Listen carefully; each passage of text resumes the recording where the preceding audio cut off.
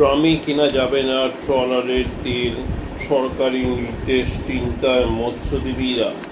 দীর্ঘ প্রায় ২ মাস সমুদ্রে মাছ ধরার পর সরকারি নিষেধাজ্ঞা জারি ছিল। ১৪ই জুন নিষেধাজ্ঞার সময়সীমা শেষ হয়েছে। এদিন গভীর রাত থেকে সব ট্রলার মাছ ধরতে সমুদ্রে পাড়ি দেবে, কিন্তু তার আগে পেট্রোল পাম্প থেকে জানানো হলো ড্রামে করে মাছ ড্রামে করে তেল দেওয়া হবে না।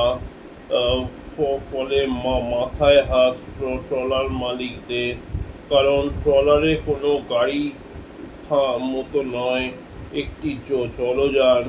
ট্রলারের মাটিতে তুলে নিয়ে এসে পাম্প পর্যন্ত নিয়ে গিয়ে তেল নেওয়া কোনোভাবেই সম্ভব নয়, ফলে ড্রামে তেল ভরতেই হয়।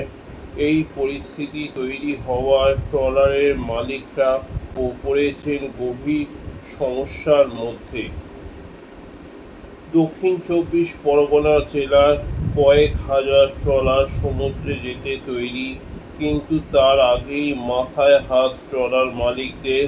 প্রতিটি পেট্রোল পাম্পে সরকারের পক্ষ থেকে একটি নির্দেশিকা পাঠানো হয়েছে। সেখানে কঠোরভাবে নির্দেশ দেওয়া, কোনো ড্রাম বা পাত্রে তেল দেওয়া যাবে না। এরপরই বেড়েছে সমস্যা, কারণ ট্রলারের জন্য প্রয়োজনীয় তেল পাম্প করে কিনে ড্রামে ভর্তি করে নিয়ে যাওয়া হয়, কিন্তু এই নির্দেশিকা জারির পর কোনো পাম্প ড্রামে আর ডিজেল দিতে চাইছে না। সুন্দরবন সামুদ্রিক মৎস্যজীবী শ্রমিক ইউনিয়নের সম্পাদক সতীনাথ পাত্র বলেন, সমুদ্রে মাছ ধরতে যাওয়ার জন্য বেশ কিছু ট্রলার মালিক আগে থেকেই তেল কিনে রেখেছিল, কিন্তু যারা আগে থেকে কেনেননি তারা এখন সমস্যার মধ্যে পড়েছেন। এছাড়া যারা তেল কিনে রেখেছেন তারাও ভবিষ্যতে সমস্যায় পড়বেন, কারণ প্রথম দফা সমুদ্র থেকে মাছ ধরে ফিরে এলে তাদের ট্রলারেরও তেল শেষ হয়ে যাবে। এই পরিস্থিতিতে আশঙ্কা মাছের ব্যবসা ধাক্কা খাবে।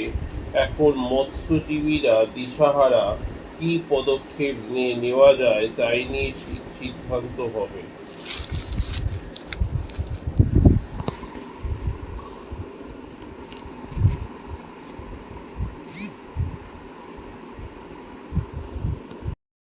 রান্নাঘরের দেয়াল ভেঙে দুঃসাহসিক চুরি।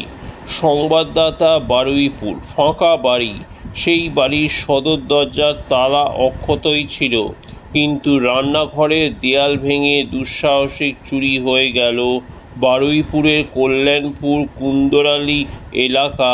অভিযোগ, নগদ ২০,০০০ টাকা সহ বেশ কিছু সোনার গয়না, পিতল, কাঁসার বাসন খোয়া গিয়েছে।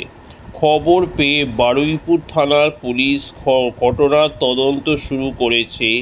জানা গিয়েছে, বাড়ির কর্ত্রী লক্ষ্মীরানী বসাক ৪ দিন আগে শারীরিক অসুস্থতার কারণে আত্মীয়ের বাড়িতে চিকিৎসকের কাছে গিয়েছিলেন।